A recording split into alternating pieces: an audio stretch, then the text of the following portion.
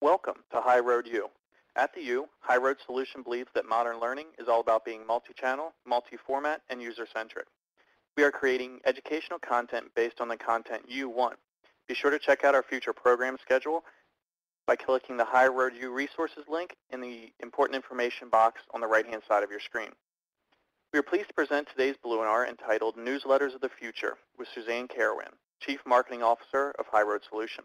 My name is Jeff Baker, and I will be your moderator for today's seminar.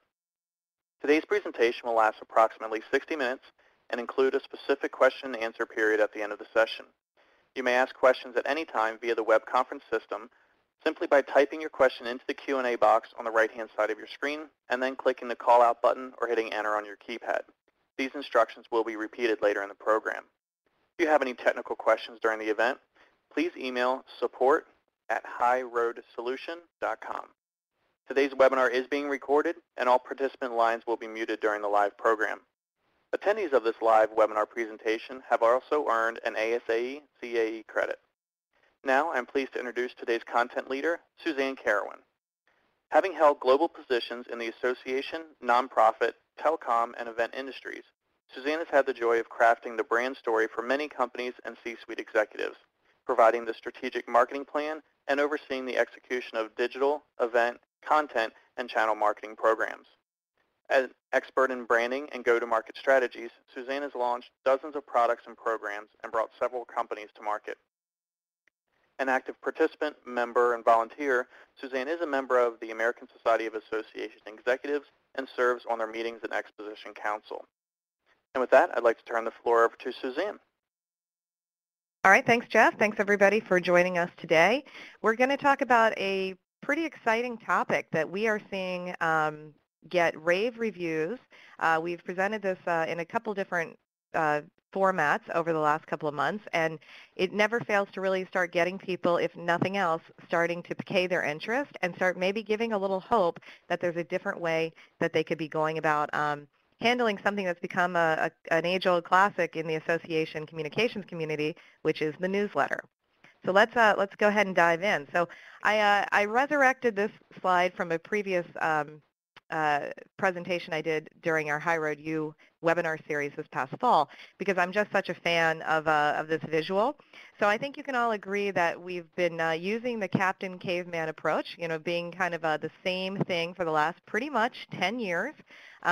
Maybe HTML came in there and got everybody a little excited, so things looked a little bit better. But for most associations, probably the way you've been doing your email newsletter probably actually has not changed very much in probably the last, I dare say, easily 5 years, probably more like 7 to 8 years. Not much has really radically changed with it. And that's including things of just the overall design, the content, the time it takes, and things like that. And so the question I want to pose to everyone and that we sit around at HighRoad and think about is, isn't it time to stop formatting, right? So our time is pretty much still spent the same way it was maybe 5 to 7 to 8, possibly 9, 10 years ago, of spending a lot of time doing cutting and pasting, doing copying, testing not for efficacy, but testing to see, does the actual HTML space correctly? Is the image breaking something? Those types of things. What happens with Gmail now? And we don't even get into those types of questions or really saying, like, is it the right subject line? Is it creative? Is it going to actually give me the lift that I need to see in my responses? Instead, what we're really doing is continuing to beat people over the head until they're senseless, and in the rare hopes that the person that didn't previously open the email is one day going to open that email, and not just open it, but all of a sudden give us large sums of cash for whatever event or product or whatnot that we're trying to get them to purchase. And so what we have been sitting around saying is, like, there's got to be a different way to do that. And I think many people will probably agree that some of the current challenges that you're facing, none of these probably sound new to you, but that we would say from our standpoint of being able to support 450 or so clients, that we see definitely some common themes coming our way. And those common themes are associations just saying we're sending too many emails. Either the board's saying it, the members are saying it, or they feel it. They have too much of a schedule, like everything has to happen on a Tuesday, and there's not really always perhaps a business reason why that has to happen, but it's like the newsletter's always gone out on the second Tuesday, so that has to happen. So there's just things that have just become process-oriented to the point where they're not even necessarily about the member anymore. It's really about the association staff. There's so much pressure, usually on whoever's sending that email or compiling the email to sell to the membership or for renewal or for the event or for the product or for the training or whatever it might be. And that, again, our catch-all way that we're going to go ahead and boost sales, boost revenue, is to, hey, send a new email. And so we're seeing that over and over. So such pressure to sell without rethinking the sales process or the way that they're actually going to approach sending email to support the sales process. And instead, again, with the Captain Caveman, beat them over the head and just keep sending email. Lots of still challenges with using the same look and feel. Nothing's really compelling copy. Nothing's really amazing, sensational, sizzle-type email where you're like, wow, I definitely am interested in that. Nothing really piquing interest. Why? Because nobody has time to get to that level because everybody's still stuck cutting and pasting, formatting, discussing internally, trying to cover up the fact that really what they're trying to do is send an email that's a sales email, and they throw in a little bit of educational content, or have so much content that you're trying to put down the the email pipe, if you will, that it's overwhelming maybe to the end user. And so again, if any of these things sound familiar, then I'd say that you're probably in the norm. But what we are seeing is this leading edge group of clients who have now really entered into the 21st century of trying to do something new with that. And so that's, of course, what the remainder of today's webinar will talk about.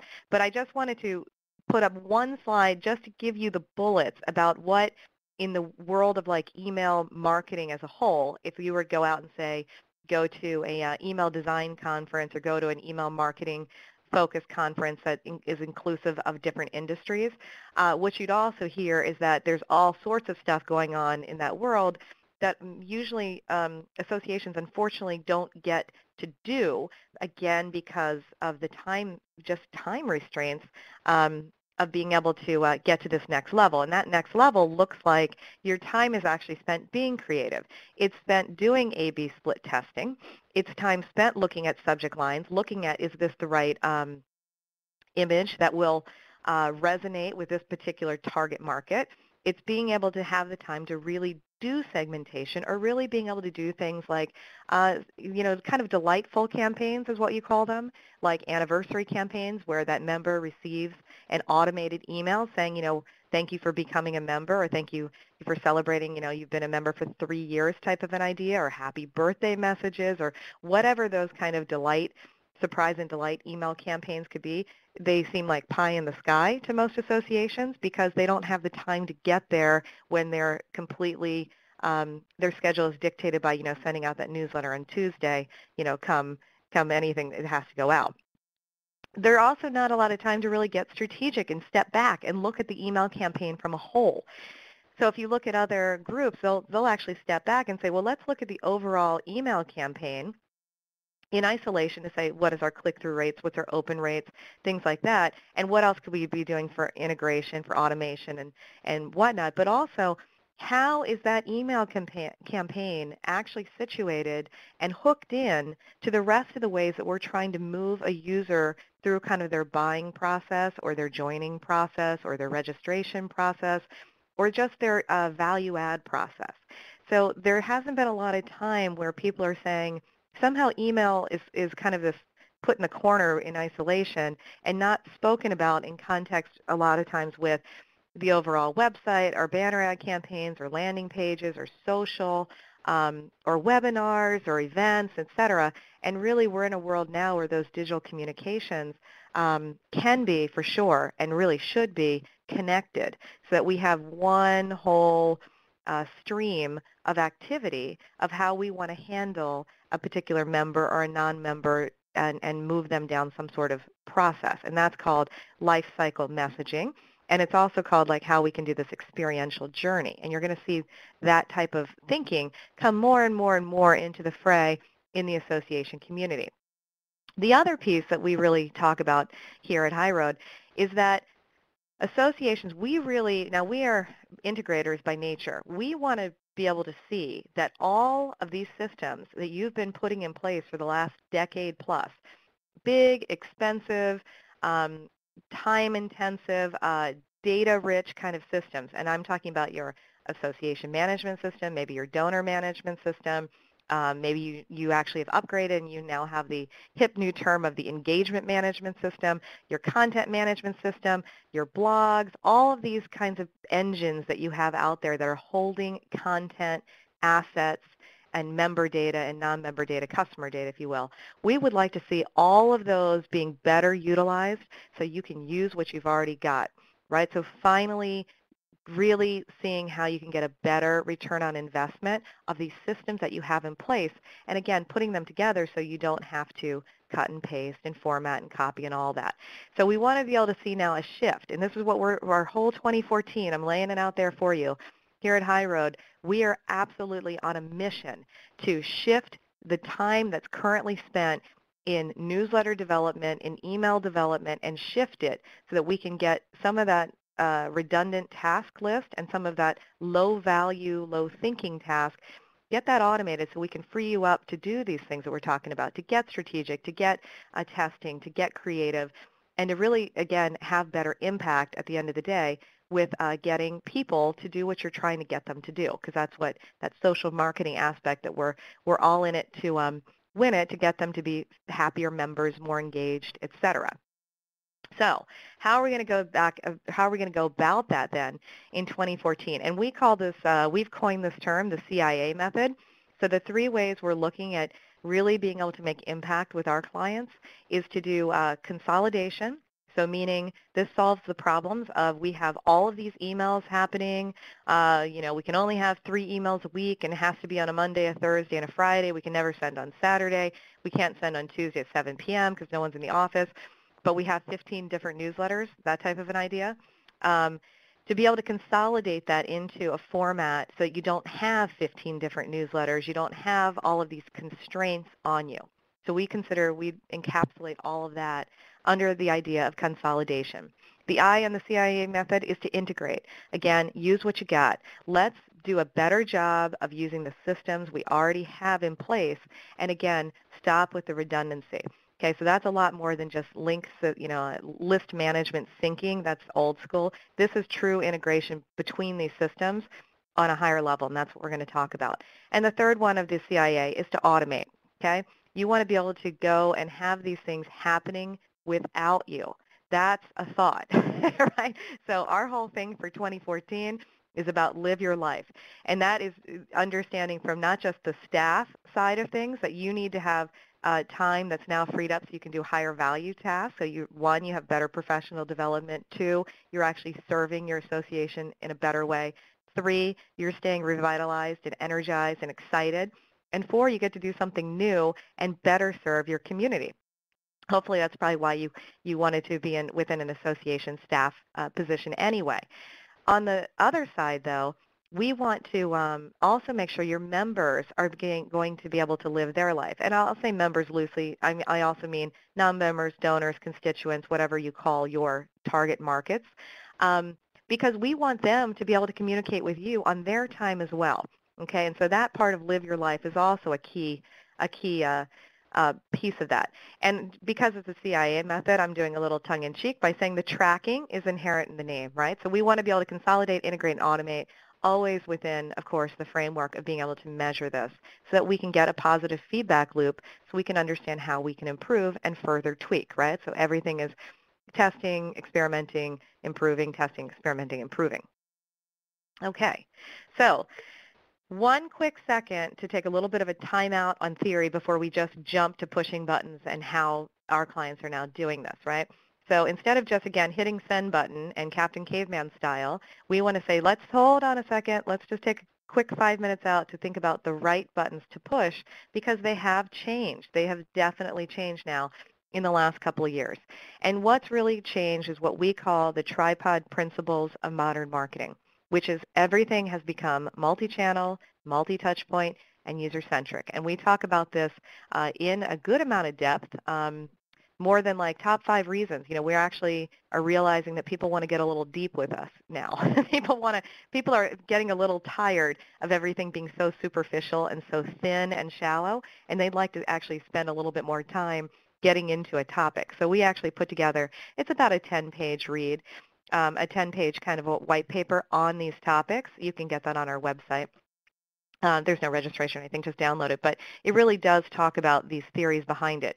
But at a high level, let's just go through them, because this is the thing that the organization has got to adopt this as a culture. And if you look at any of the brands that people cite all the time for making, customer delight, you're looking at Zappos and Starbucks and Google and Apple and those types of brands. And it's because they have all adopted these principles. So I'll give you a quick example. Multi-channel, again, no surprise, means that people need more than email now in order to stimulate them and get them to notice and take action to, let's say, register for your annual meeting. They need to be able to see that same communications come through whatever channel of communication they might be using that's their preference. Maybe that's Twitter. Maybe it's Twitter and email. Maybe it's phone.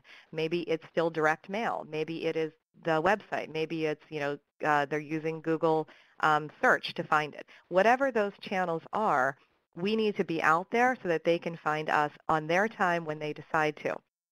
That idea that the user dictates their experience is the third bullet of being user-centric. We have to stop doing stuff that's convenient for the association, because you know what? It doesn't really matter. And that's the end of the day. If the customer needs it, the customer needs to be able to get that, right? So it's that same idea like Zappos.com. If you've ever ordered shoes for them, they have a rule that they will stay on the phone as long as it takes to make sure that that customer gets the type of shoe that they want and that they're happy with. And they have case studies where, the customer salesperson or customer rep on the phone is on there for like hours on end, helping them solve their tax problems, helping them shop for other things, hearing, all sorts of stories.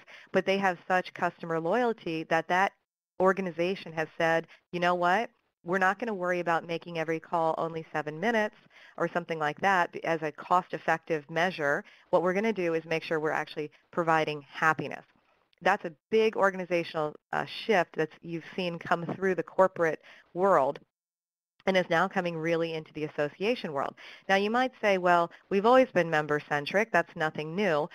And that's absolutely true. What hasn't been member-centric or user-centric in this case is the processes for being able to serve them, because those have been absolutely dictated by who actually is working on site usually at that association's headquarters, et cetera. And so again, that's how you get into situations of, why don't you ever send newsletters on Tuesday at 7 p.m.?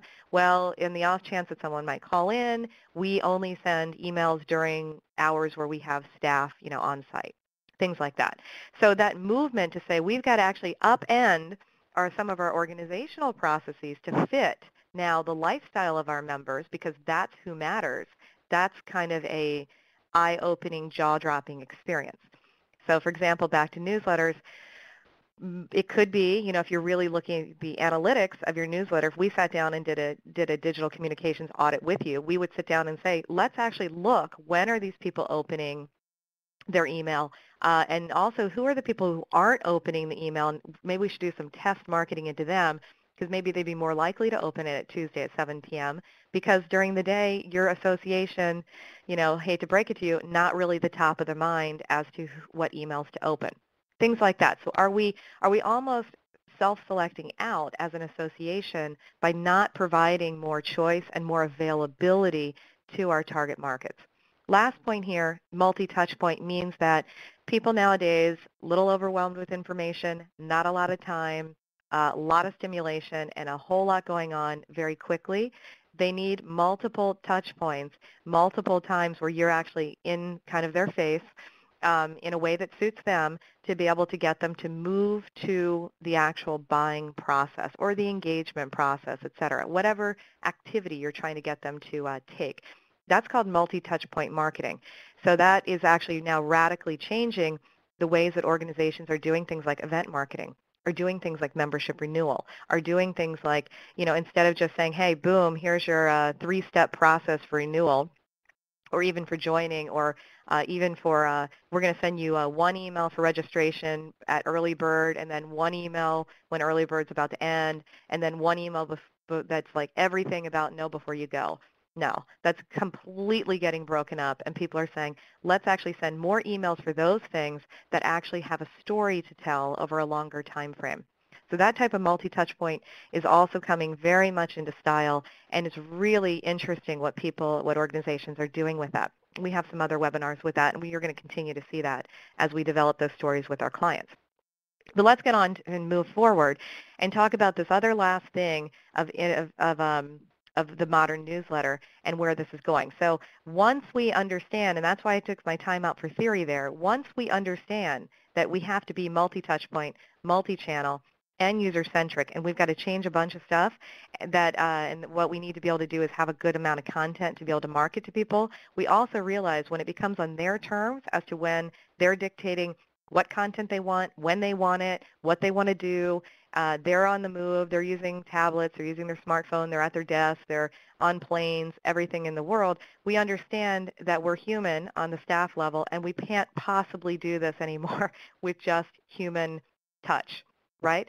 And so we realize that we've got to look now to the purpose, the technology, the promise that technology gave us 10 years ago when we put these systems in, and actually start really utilizing it and relying on it to be able to do some of this work for us. And that's where integration and automation of that CIA method comes into place.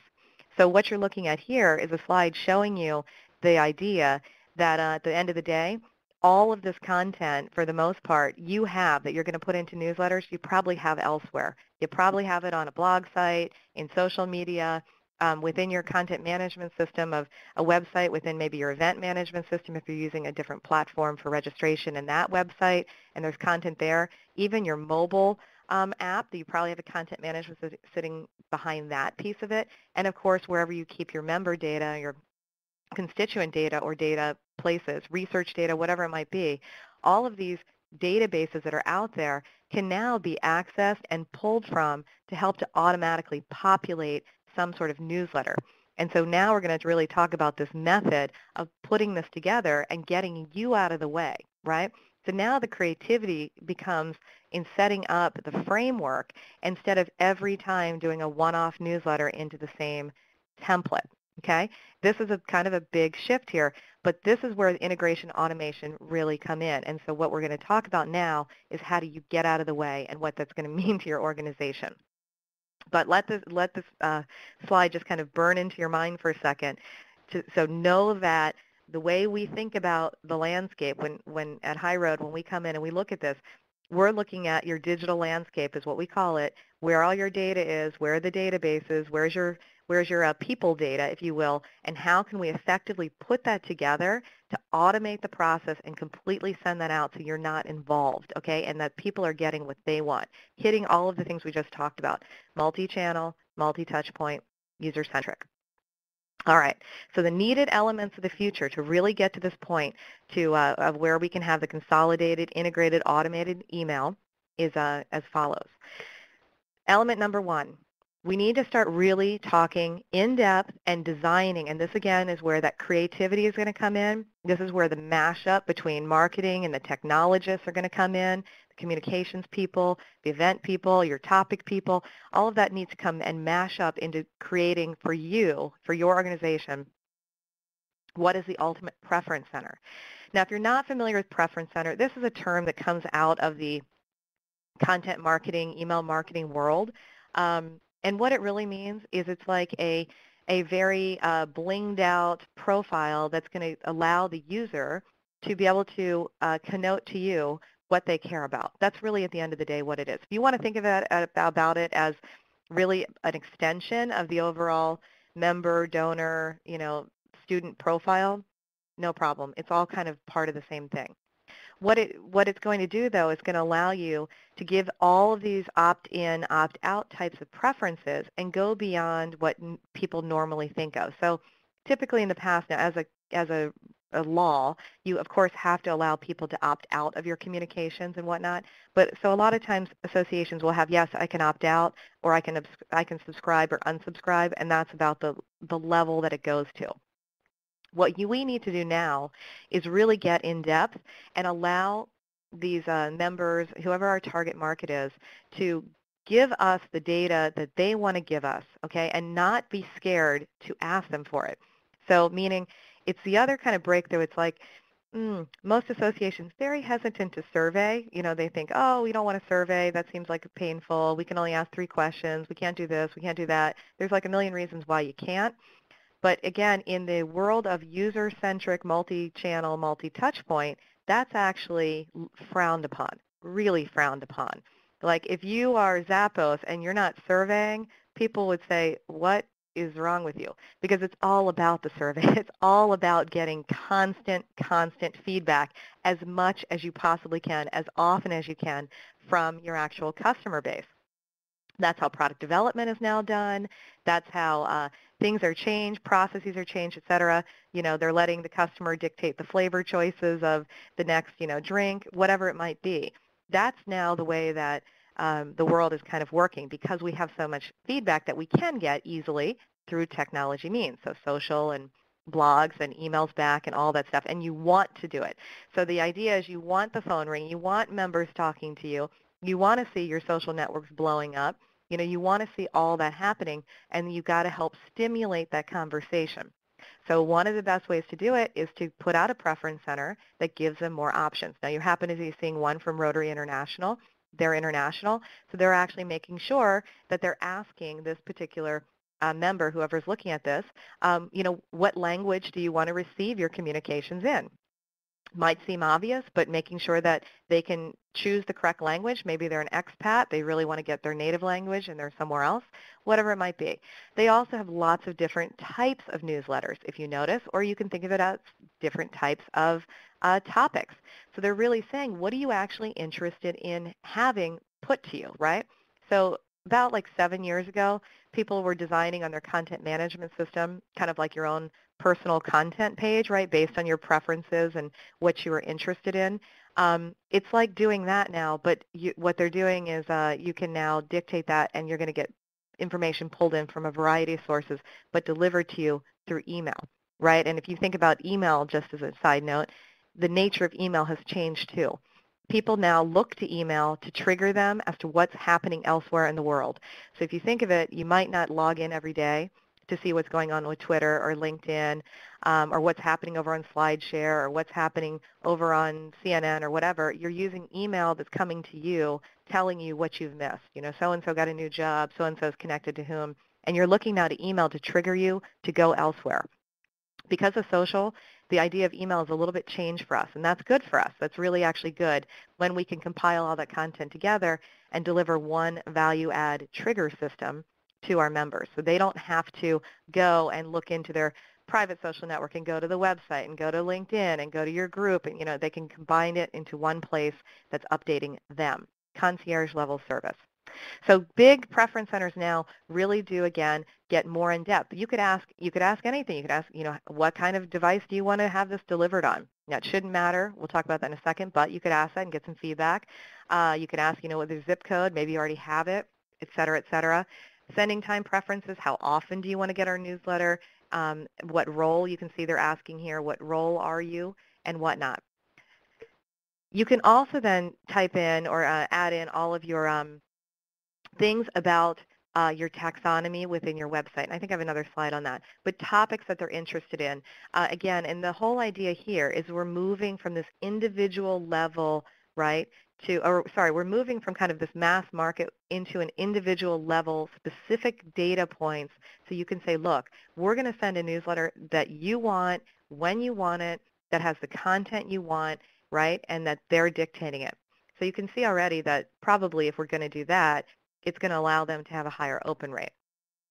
So what's nice about that whole system is that you can, again, since the individual is now citing what they're interested in, and it's coming from multiple systems, you can see now the relationship has shifted. Now the association staff person doesn't have a role there. Okay, you see, we've kind of moved them out of having to have that type of task, type of duty, so they can move into doing something else. So think of it this way. The individual member is telling the system, here's what I want, Here's when I want it. I'm interested in topics on membership, engineering, agriculture, and fitness, and I want to receive things on a weekly basis. I don't want to hear more than that, but I want a weekly basis, and I want to make sure that it's at a level where it's at a leader, at an executive level. Okay, boom, send it to me, system. And so now the member is speaking directly to your systems, and it's going to pull that content out, combine it, compile it, send it to them exactly the way that that member said they wanted to do it.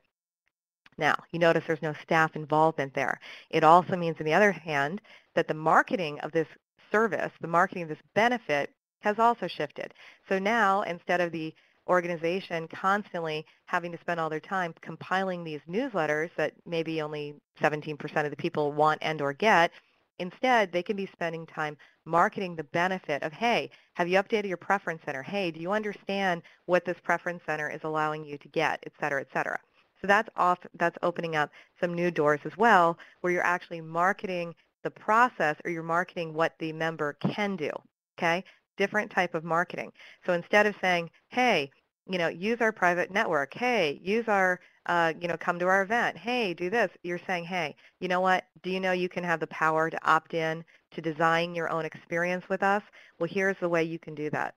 That is a very modern message, and one that's incredibly sexy and compelling now to users, because they're like, oh, that's great. Automatically, they can see what's in it for me. Like, hey, you know what? You can get a lot out of your membership. You get to design that experience. Here's the tools you do to do that, okay? That's the idea. I also wanted to say that in this preference center idea, finally, all these years we've been building taxonomies and tagging in our content management system can be utilized for more than just delivery within our web pages of our website, right? Which we spent all this time building out phenomenal websites, having content.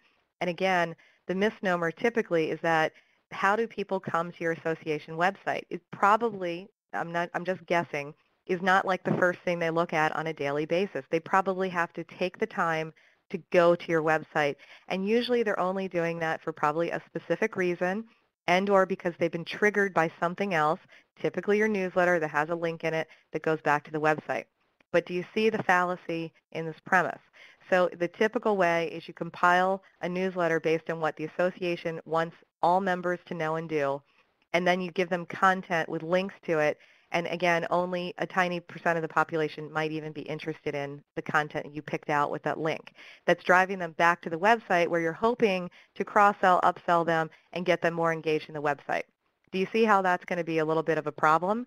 And so if you have open rates that aren't that great, that's probably why. Instead, why not take the taxonomies that maybe they've already filled out, that you know about, that they fall into, and then get them to, again, add more in there. So you could say, well, we're actually looking at ASAE, and what they're doing is saying, here's not only our topics, but these 3 columns just tell us what level of expertise you have. So basically, are you new to this topic? Are you kind of an intermediate? Are you an expert in these particular areas? And then we'll go ahead and do something with that. We're going to use it as kind of a voting system, so you can tell us what level of content you want. On our side, we're going to curate the content. On the association side, we're going to tag it, and then we're going to put it out there, and then you guys can come buffet style and pull from it, and we'll go ahead and serve that to you based on what you told us about yourself. And again, they can come and change their preferences at any time. So what's nice about this is, again, taxonomies that we've perhaps put out there for use in content management, whether it's on our blog or our articles, our research papers, or et cetera, any of our content, why not go ahead and use that again, and then use it strategically in our email delivery? Second element that absolutely has to be there in a modern newsletter is going to be about responsive design. So responsive design, if you're not aware, there's all sorts of stuff. We've done webinars on it, et cetera. All really modern systems should be this way. And that is, responsive design means that the HTML is coded in such a way that when it is device independent, screen independent is what you call it.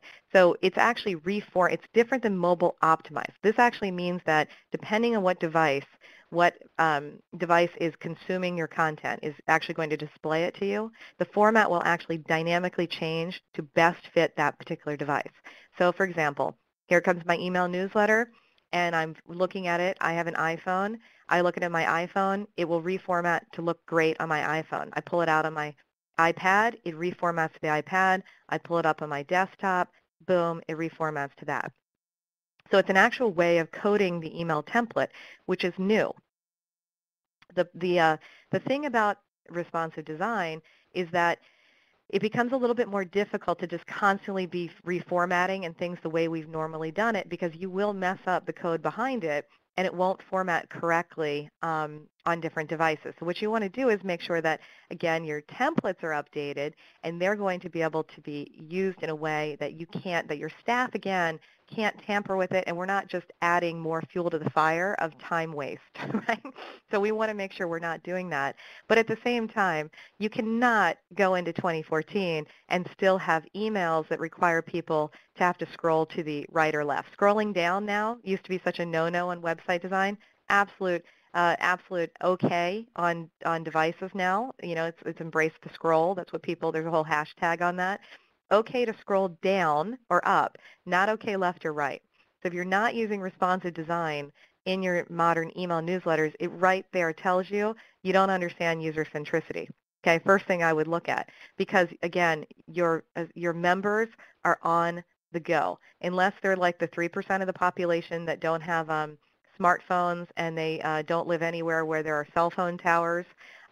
Maybe we don't; those are not the people that we need to worry about. But the rest of the mass population of the world who are on the go all the time using mobile devices, no time like the present. Because again, the likelihood is that they're going to actually consume your information while they're on the go. Nowadays, when you're designing, it's really about trying to fit in somebody else's life. So if they've got 2 minutes, this is what I do. I track who's going to use whoever my target market is. And if I'm watching them and I'm seeing when are they looking at email, and if they're standing at the grocery store line behind 3 people waiting to check out, they pull out that phone. If they're standing waiting in the airport security line, they pull out that phone. If they are waiting for whatever, waiting in line at McDonald's to get their order, waiting for coffee, you see what I'm saying? Every time you say waiting, what comes out nowadays? The phone. If you can fit into that 2-minute window, that's a win. And that's a big way that marketers have now changed how they're thinking. They're not thinking they're going to get 20 minutes from somebody to sit down and consume their content. It's all about slipping into the cracks about what other your intended recipient, what else they're already doing in their life. So you got to slip in through mobile. That's where I'm going with that. So you got to have responsive design. That's just got to be it's got to be top of the list for 2014, and you got to move to that. Now, I did have another question from a previous webinar, which I thought was such a good one. And they said, yeah, that's great. So great. The email newsletter shows up, and that's responsive. They click on the link, and they go back to our website, which still hasn't been updated because we can only update the website once every 3 years, and that's not responsive. What do we do? Such a good question. The answer really, a lot of times now, is using landing pages. You're going to see more of us talking about that in future webinars, but landing pages that are in responsive can help drive that or help solve that problem in the short time until hopefully you can redesign your website. All right, element number 3, hyper-personalization. Hyper-personalization is talking about the pieces that we've just laid out for you. Hyper-personalization means that when I get this newsletter in my inbox, that it's going to give me what I told the organization I wanted, and it's about me. That's hyper-personalization. So this newsletter could literally come out and say, Suzanne, I hope you're having, it could say, Suzanne, TGIF, I hope you're going to have a great day. I mean, you could get to that level of personalization because we've got the data. We just said we've got the data within our association management system. You should know my birthday, what date I joined, if I'm expired or not. You should know maybe my education. You might know my spouse. You should certainly know where I live. You should know what subscriptions I hold. You should know what transactions I've done in the past, what events I've attended. You've got all that knowledge about your actual members. Why not go ahead and use it? You also know that on the content management system, I said I'm interested in communications and marketing. I've told you that I'm an executive. I want stuff at the executive level. But when it comes to finance, I don't know, I'm at the intermediate level, something like that. You've got all this information that you have really built behind the scenes, whether you know it or not, a great buyer persona. So you should know me. So when I get that email in my inbox, I want to be able to see that you do know me. You're proving it now. You're proving your value of my membership to you. Okay? So the proof's in the pudding of our relationship when I get that email newsletter. And the hyper-personalization part is that not only is the content coming to me based on what I said I wanted, but it's also maybe ordered in the way that I want to see it. Like communications, I think, is more important to me than marketing, so I want to get that first. That's the type of idea. Even the banner ads could be tagged and then served up particular to me. So what the banner ads that I see are pertinent. Okay, I'm not going to go buy insurance. I don't need to see an ad from an insurance company. That's great that's your sponsor for the email newsletter, but that's not something that's available to me. Interesting change there on just the selling of sponsorships. Have more in the future on that. But you can see how those types of banner ads then can have much higher click-through rates because they're actually finally super targeted to people who would actually pay attention to them.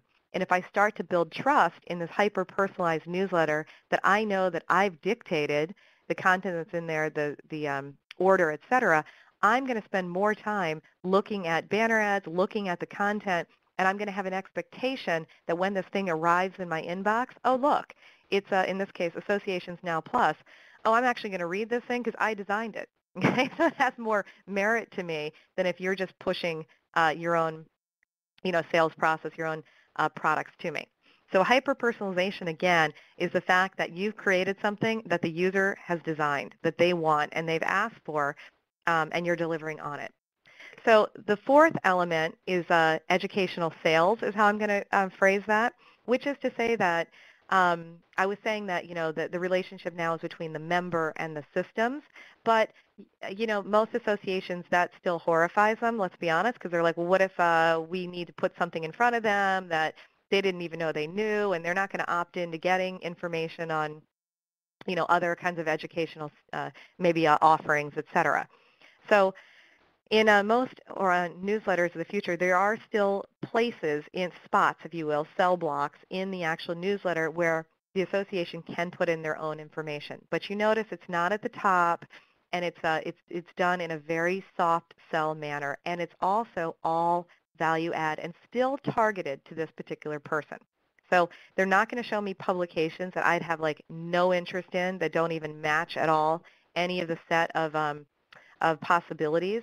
So all of a sudden they're not going to come out with something on, on human resources when I've only ever told you I'm interested in marketing communications. Something is just totally, yes, there's some 2% chance in the world that somebody could say, oh, that might be interesting to me today. But again, we're going to play the Vegas odds, which is let's go for something that's actually going to pay out instead of going for the long shot. So the educational sales piece here is you can see that they put in still some value-add content. So they still have something in here for sample tools and resources that's going to, again, match something that I'm interested in. And they still have added in some other elements that they're trying to sell. But the way they've done it is so in such a soft way and in such a value-add way, and also it comes after everything else, which is telling me, the user, that this organization respects me and respects my time. And I can respect that. They've done tons of studies saying, are people so opposed to banner ads if, one, they're targeted, and two, the user understands that that's part of the gig, it's part of the deal, is that you're a member and therefore we need to offer you something. And they've done, all the research says, people get that. They're not opposed to ads, but they don't like when they block them. They don't like when they come first. They don't like when the organization looks incredibly greedy because they're just saying buy now, buy now, buy now. Okay? So it's the way it's done is important. You can still do it. It's just the manner in which you do it has changed. All right. Fifth element, again, using integrated systems. I think we've talked about this. This is just showing you an example of a content management system using the tag IDs that we've talked about.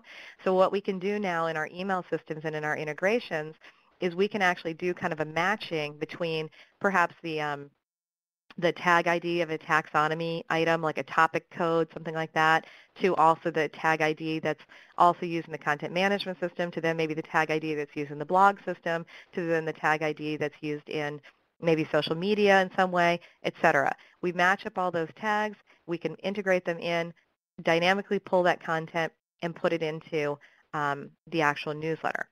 So speaking of the newsletter, element number 6 of today's modern newsletter of the future is using a little bit different than your typical email marketing platform. It's part of a very good email marketing platform, but it's a different mechanism, and it's called transactional messaging.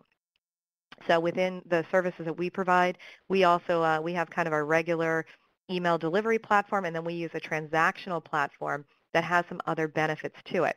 We'll talk about that in the next slide. But the transactional platform is going to allow you to do the key thing here of modern newsletters, which is compile content on the fly at the hyper-personalized individual level. That's going to allow us to do that. So the system will send in the request when that person said they wanted to deliver or get that particular email. The content is pulled, compiled, put together into this newsletter framework, and then sent to them on the fly. So you're looking here at the actual behind the scenes, the bones, if you will.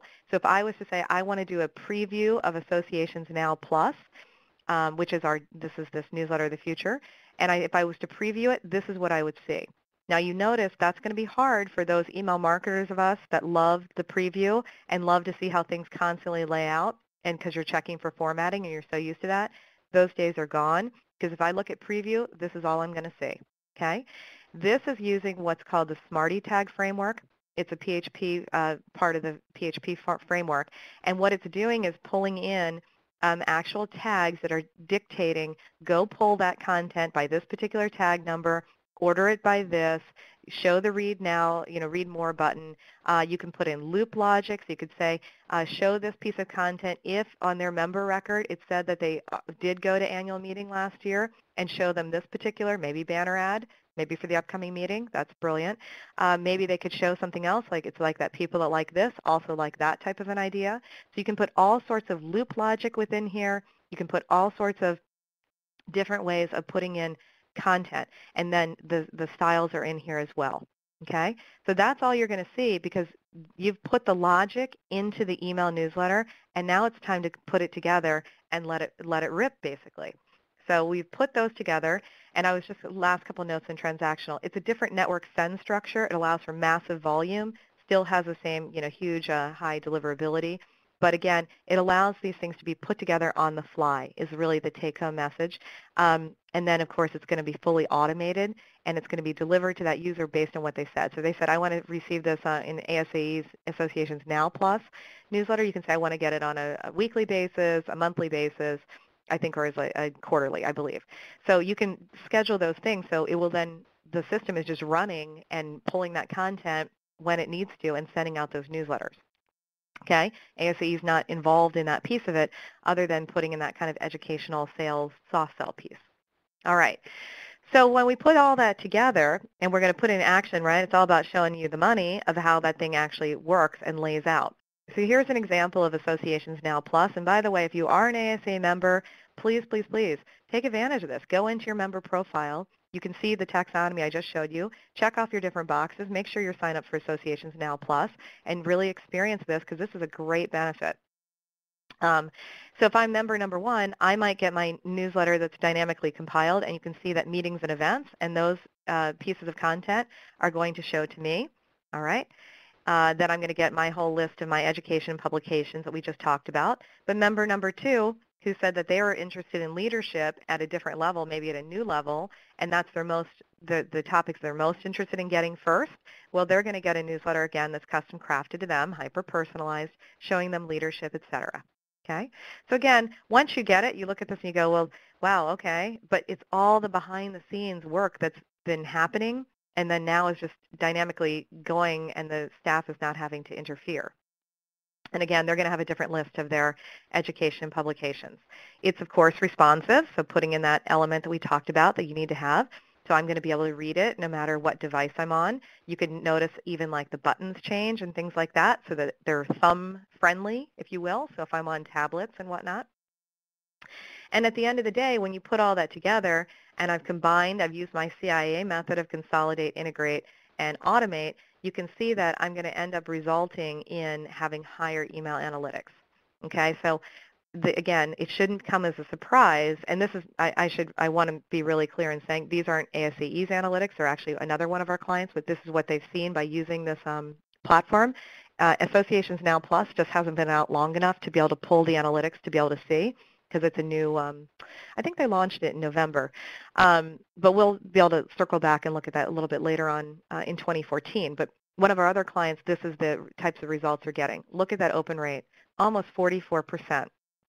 Okay, and why? Because they're putting out something that's trusted, that's authentic, that the users themselves have designed and dictated, and so it shouldn't be a surprise that your open rates are going to go up. And the more you can learn about your users and the more you can, again, use hyper-personalization and be able to, again, get out of the way so that you can allow them to design their own user experience, the higher open rates you're going to see. Okay, and then again, that can trickle down to say that would be hopefully result in better conversion to registrations and membership renewals and book purchases and on and on and on and on. So you're ultimately looking at better engagement.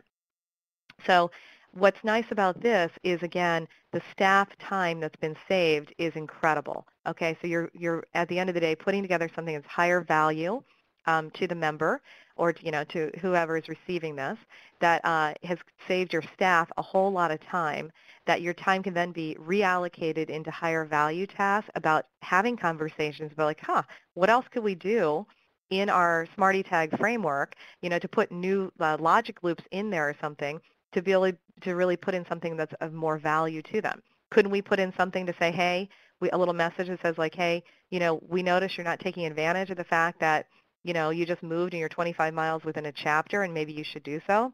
There's all sorts of things you could do there to really start brainstorming about concierge level kind of service, about how to serve these members better if you had the time to do it. And so that's what, again, we're ultimately trying to do, is free up that time.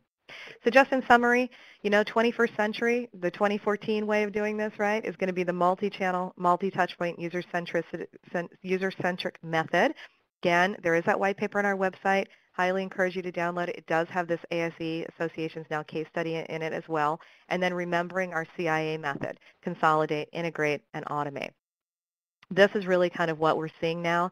And we have many, many, many, many clients who are asking us to do what we did for ASAE, do for them as well, to be able to pull these systems together to allow them to really revive themselves and to live their life. And so again, thanks everybody for joining. Happy to take any questions in the time we have left. All right, great. Thank you, Suzanne. It is now time for the Q&A segment of our training. So your participation is key, so please don't be afraid to ask any questions.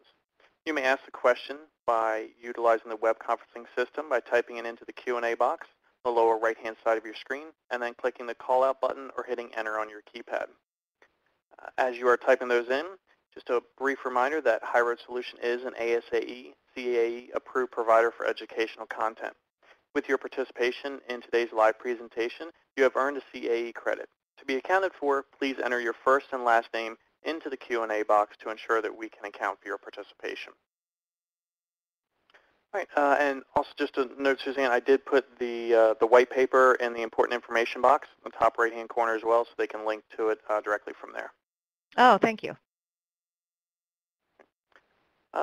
First question, well, kind of a comment, kind of a question here. Automate or auto manual?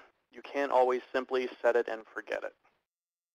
Oh, I think that's such a good point. And whomever brought that up, thank you for bringing that on. Yeah, I think that's true. I mean, we're not trying to intimate that you should just put in a system and then walk away and let it, and really have anybody. We don't want to get to the point where we're just pushing buttons, right? And so the idea is that you can, again, just like when manufacturing came in, the whole idea was that you can do more and try to get rid of the redundant tasks. Anytime you come in to look at automation, you say, what are the low-value tasks that we could do a better job of for higher consistency, higher quality, do it faster, et cetera. So those are the ones that are primed for automating, period.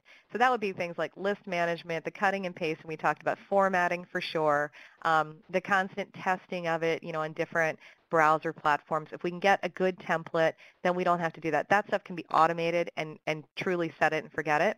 But to your point, where we want to make sure that we don't stop looking we don't want to stop, one, marketing the services, and we don't want to stop improving the options. It's all about now choice marketing.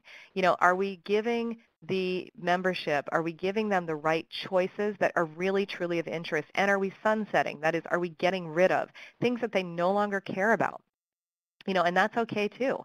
And then are we giving them kind of stretch goals where there are things in there that maybe they should care about, but they just don't yet now know that they need to, because we can also be demand creators. You are definitely going to be in trouble if the only way you do product development is saying, what do people do now, right? If that was the attitude, the iPad would never exist because people didn't know they needed the iPad. So what we want to do is we certainly want to get rid of the redundant tasks. We can do that value add, higher type of thinking, more creative, strategic thinking. But we also have to keep, we also want to be sensitive to, especially in today's world, it's not just giving customers exactly what they say they want, because a lot of times they don't even know what's possible. It's also creating a little bit of that stretch goal and saying, well, this is the stuff where we think, we should create demand for that you didn't know that you needed. So I think a good point. So it's auto manual if you want to go between the automate or auto manual. It's auto magical. And I used to be in virtualization software, and that's what we call it, auto magical. All right. Thank you. Our next question. Is the ASA newsletter, the AN Plus model, a template that you can essentially offer to other customers, or do you need to rewrite it for each customer? Certainly the intellectual property and the methodology is something that we can offer to any customer. And yeah, a lot of the template pieces of it and the actual integration pieces are written. Certainly the inputs as to what we're pulling from, what the actual tags would be, and how you want that to lay out. That's of course going to be unique to your particular data models and your particular organization and the look and feel and things that you want. But yeah, a large part of it is already prepackaged. We do now offer this as a product at HighRoad. We call it a Newsletter Plus. Newsletter Express Plus is actually the formal name of it. Okay. Next question. Have you done this type of newsletter for event email marketing? Maybe hyper-personalizing by badge type or first-timer, et cetera, things like that? Oh my gosh, what an excellent point and idea. I would love to do that. So far, the clients that we've worked with, they're just using it kind of for their overall newsletter. And then, of course, in that overall newsletter, that's where they're just, basically putting everything across all departments into one newsletter. I think where you're going with that idea is exactly where it should go, which is that piece of it should now be broken out to kind of the individual product or service that people are trying to market, so that you do have that. Now, we do have clients who, of course, have an entire event campaign, and then that particular event campaign is using kind of triggered or automated messages along the way. But we don't have anybody yet who's just using this particular Newsletter Express Plus framework just for event marketing purposes. But without a doubt, that is a huge benefit and would probably be a radical improvement in how people are now doing their event marketing, which of course is getting longer and longer and longer. I'm glad you said that. I'm actually speaking at PCMA's Convening Leaders in January at their annual meeting, and I think I'll put something in there and do maybe a call for who wants to do this together with that piece of it. Great. And maybe that you could use dynamic content to alleviate some of those issues. When you get your email, if this is your 5th time at the annual convention, you don't want it to say, if you are a first-time attendee, then here, using dynamic content could help that as well. Yeah, and I think the annual meeting in particular, or events, there's such a hotbed for growth there and innovation in marketing them, because they're like the one thing for sure that associations do that have that storytelling component, that have kind of all these exciting elements, maybe you have like a special party that you do or awards that you do, or, there's stories in there that you can pull out. And I think we're going to see huge advances in event marketing, in particular in the next couple of years. All right, let's get this last one in here real quick. Does hyper-personalization run the risk of becoming too granular? Yeah, I think that's an excellent point. I think it certainly could become too granular, and the whole whole now your staff time is spent like going into hysterics, going into like how can you tag it in 47,000 different ways, right? So I think for sure it can get too overwhelming. There's something, actually, it's a good point, and I didn't mention this, but we use something called flexing actually on preference pages, and what that can do a lot of times is kind of give you kind of the universal view of all things possible, and then but like only so many options are actually available to you that you can actually, they're active, like the rest are grayed out. So you can see they're there, but you can't actually take action on them. That does two things. It keeps it simple for people that, maybe you can use that as like, okay, you're starting out, you're new to the organization, we're worried about overwhelming you. So we're just going to give you kind of a baseline set of options, and then you can later grow into these other, preferences. So like over time, you get access to more and more things. It's kind of a badging mentality, or you can see like, well, since you're not a chapter leader, you don't get these other kinds of options that chapter leaders get. So that could help to incite the right people to say, well, I want that. How do I become a chapter leader? So there's all sorts of behavioral ways that you can look at doing that. But to your point, of course, but the whole answer to that is one size doesn't fit all. So the way you have to do it is you got to start really knowing your membership and their behavior and what and who is in your membership that you're serving, right? And that's the key to it, is that more study is needed actually in getting to know your members and understanding the way that they learn, the way that they, they want to associate together, all of those types of things. And those are different types of questions or different types of data points that associations are now saying, wow, we've got to figure this out. If we're going to serve them best, we can't make these guesses for them. Why would we need to?